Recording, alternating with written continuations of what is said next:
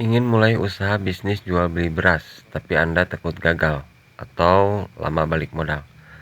Sebelum Anda mulai, silakan simak video ini. Banyak orang yang beranggapan bahwa bisnis jual beli beras usaha yang sangat menguntungkan.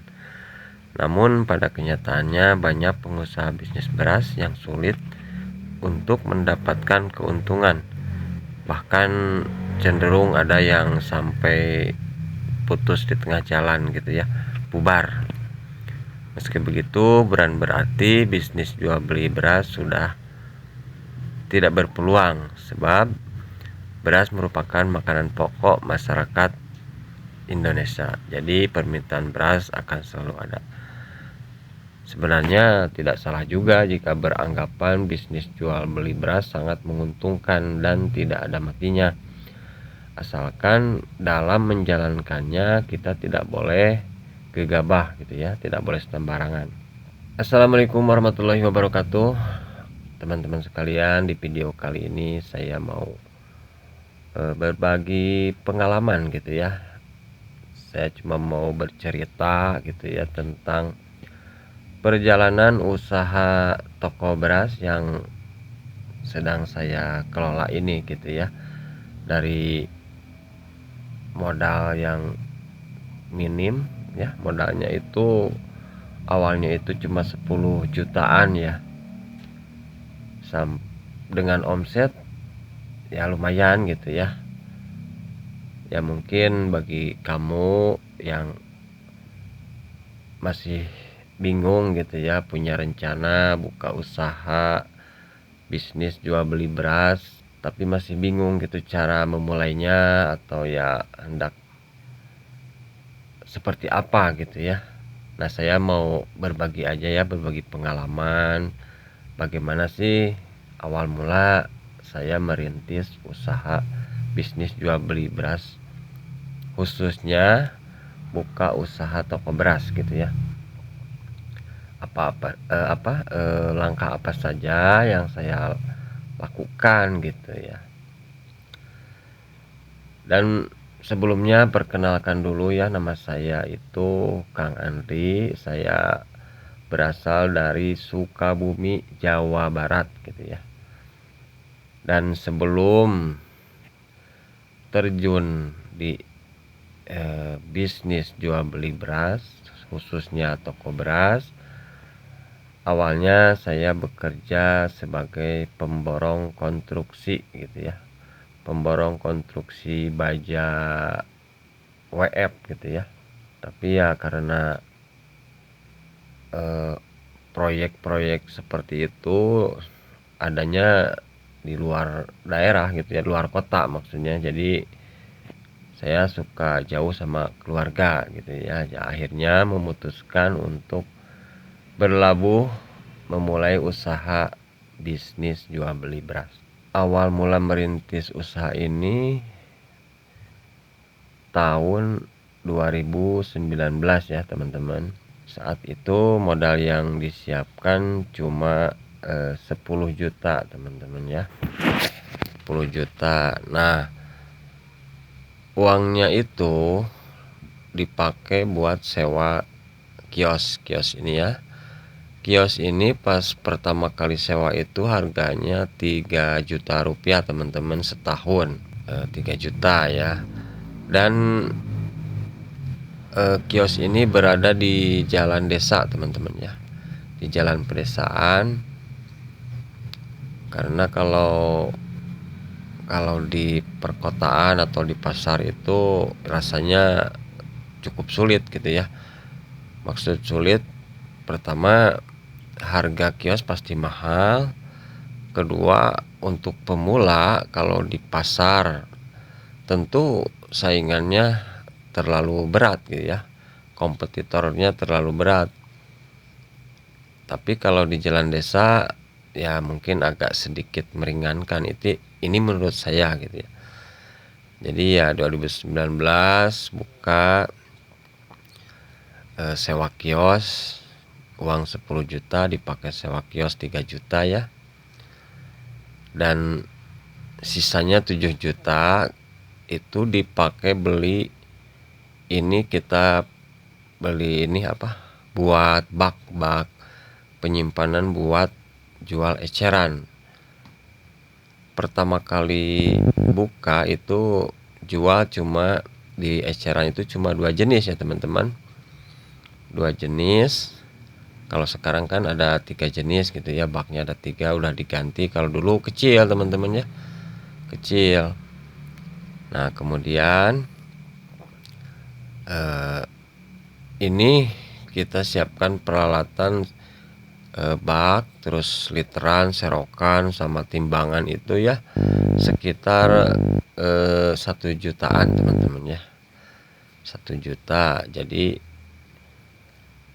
buat beli sewa kios sama beli peralatan sekitar 4 juta ya. Ini awal pertama kali saya merintis usaha toko beras ini gitu ya. Kemudian setelah itu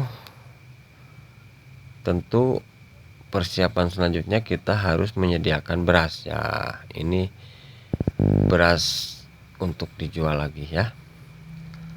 Nah saya pertama kali beli beras itu ke penggilingan padi gitu ya teman-teman.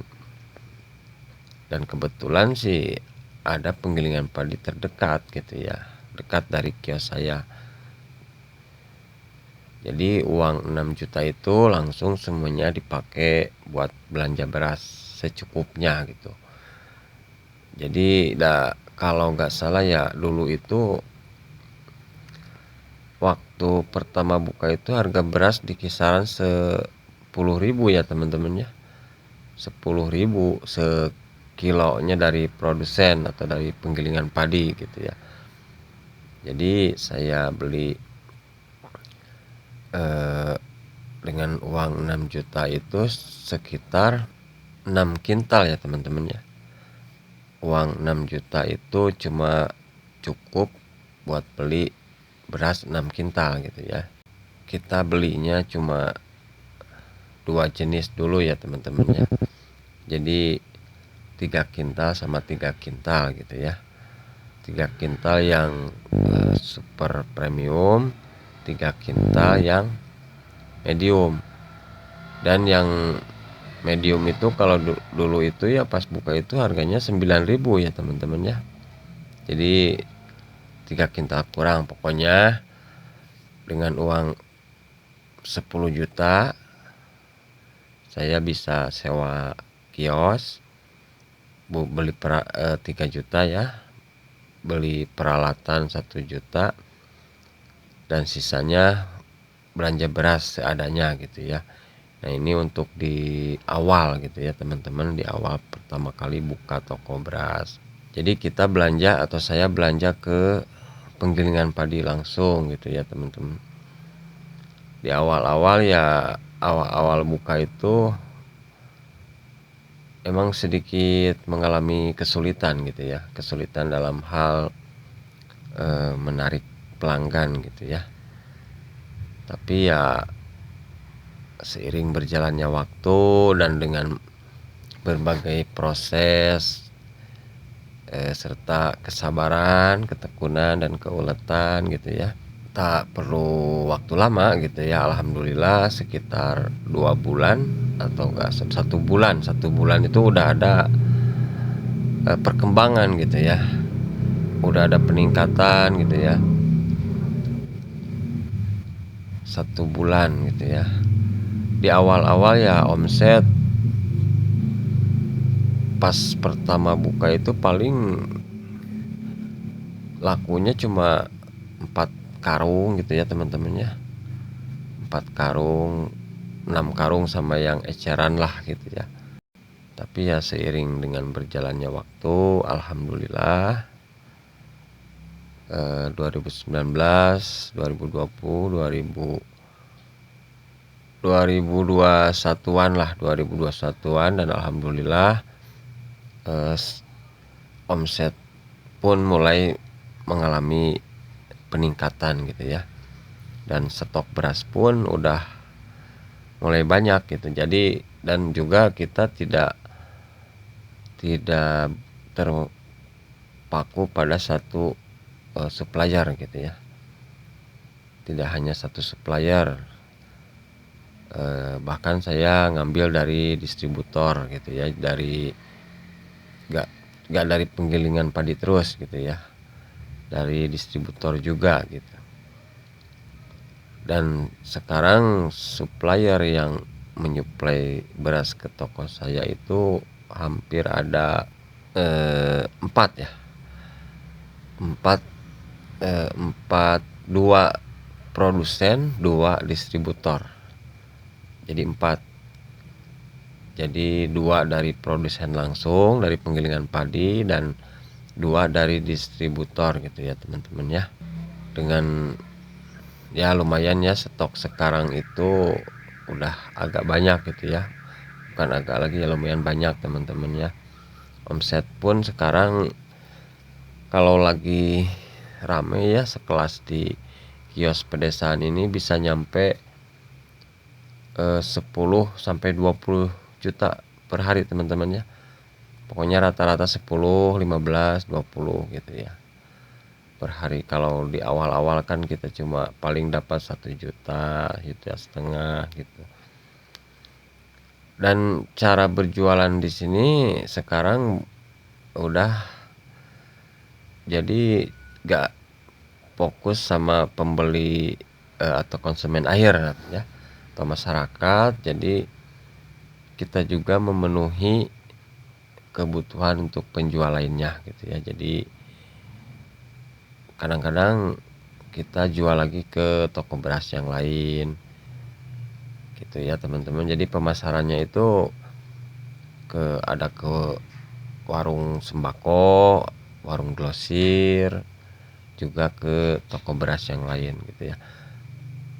Yang penting pokoknya sekarang yang penting ada untungnya gitu, kemana aja dijual gitu ya. Seperti itu teman-teman ya.